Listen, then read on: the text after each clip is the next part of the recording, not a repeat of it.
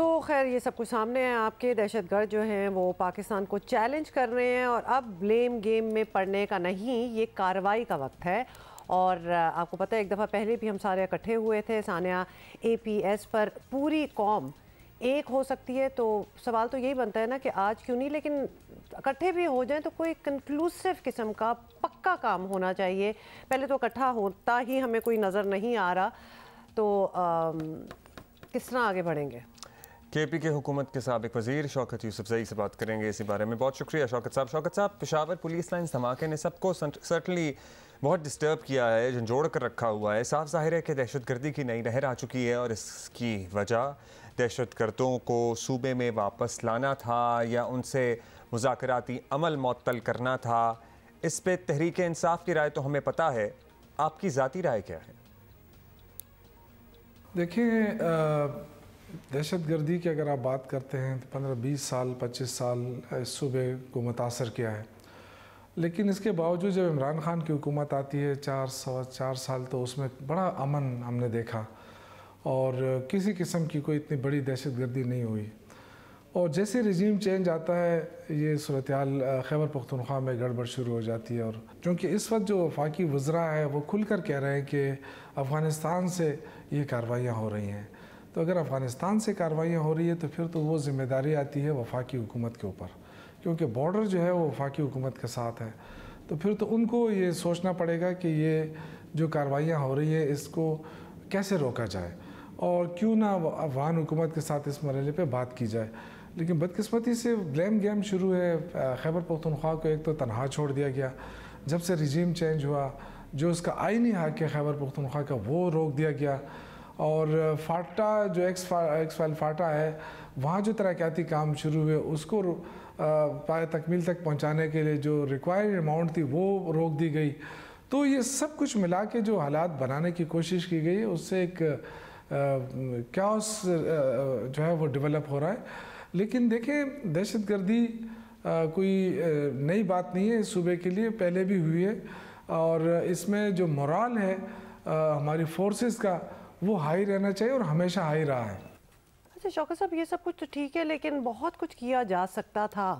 دہشت گردی کا اتنا بڑا خطرہ ہو اور پولیس سے اسے روک نہ پائے تو یہ بھی ایک تشویشناک بات ہے. اور اس سے زیادہ تشویشناک یہ ہے کہ پولیس کے پاس نہ کوئی فورینزک لیب ہے، نہ سیف سٹی کیمراز ہے. ان دس ڈے اینڈ ایج یہ چیزیں کہنا کہ جی ہمارے پاس تو یہ چیزیں ہی نہیں ہیں، یہ عجیب سی بات لگتی ہے. تو پھر تو سوال بنتا ہے نا کہ کر کیا رہے تھے جو اتنے سال سے بیٹھے ہوئے تھے؟ عمران خان خود کہتے ہیں کہ ساز و سامان کی کمی ہے، تو ذمہ دار کسی کو تو ٹھہرانا ہے. تو کون چلا رہا تھا وہ صوبہ پورا 10 سال؟ دیکھیں، یہ تو اب بالکل اس میں کوئی شک نہیں ہے کہ جو اس وقت اطلاعات آ رہی ہیں کہ جو دہشت گرد ہیں ان کے ساتھ جدید ترین اسلحہ آ چکا ہے. ظاہر ہے اب پولیس کو اگر ہم ذمہ دار ٹھہرائیں تو پولیس جو ہے وہ چھوٹے یعنی امن و امان کی صورتحال قائم کرنا، چوروں کو پکڑنا، ڈکیتی کو روکنا، یہ جو معاملات ہوتے ہیں یہ پولیس کی ذمہ داری بھی ہوتی ہے. پولیس کو اس کے لیے ٹرین بھی کیا جاتا ہے. دہشت گردی کا مقابلہ کرنے کے لیے ہمارے پاس ادارے ہیں، سیکورٹی ادارے ہیں اور وہ کر رہے ہیں. ان کی قربانیاں بھی آپ کے سامنے ہیں کہ کتنی قربانیاں دی ہیں اور ان قربانیوں کے نتیجے میں اللہ کے فضل سے اس ملک کے اندر امن رہا. اب وہ اچانک جو رجیم چینج کے بعد جو صورتحال ڈیولپ ہو رہی ہے اس پہ ضرور اس کی تحقیقات ہونی چاہیے، کیونکہ ایک طرف سے حکومت شروع سے جب سے آئی ہے امپورٹڈ حکومت وہ یہ کہتی رہی ہے کہ جی حالات ٹھیک نہیں ہیں، انتخابات نہیں ہو سکتے، جبکہ اسی دوران ضمنی الیکشن بھی ہوئے ہیں اور انتخابات بھی ہم دیکھتے رہے ہیں اور ایکٹیویٹیز بھی ہم دیکھتے رہے. اس کے باوجود شروع سے وہ کہہ رہی ہے کہ جی حالات ٹھیک نہیں ہیں، انتخابات کا ہونا، معاشی بحران کا ہونا. تو یہ معاشی بحران کس نے پیدا کیا ہے؟ ڈالر عمران خان 178 پہ چھوڑ کے گیا تھا، آج 270 280 پہ پہنچ گیا ہے. یہ نالائکی کس کی ہے؟ تو میں سمجھتا ہوں کہ یہ اس چیزوں سے خوفزدہ نہیں ہونا چاہیے. بہت بڑی قربانیاں دی ہیں ہماری فورسز نے، فوج نے، پولیس نے، اور ابھی بھی ان کا مورال ہائی ہے. اور اگر ہم اس طرح کی باتیں کریں گے تو ان کا مورال جو ہے وہ ڈاؤن ہوگا.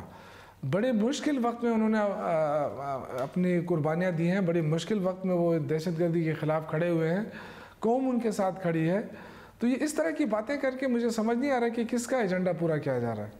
شوکت صاحب، جو ہو رہا ہے اس کا اس کے ذمہ داروں کا تعین بھی تو ہونا چاہیے نا, وہ عمل بھی تو ساتھ ساتھ چلنا چاہیے, لیکن پہلی ترجیح تو سرٹنلی یہی ہے کہ عوام کو کیسے محفوظ بنایا جائے.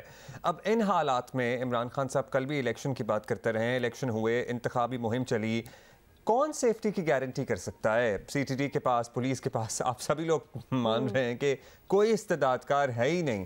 پرامن انتخابات کا انعقاد کیسے ممکن ہے؟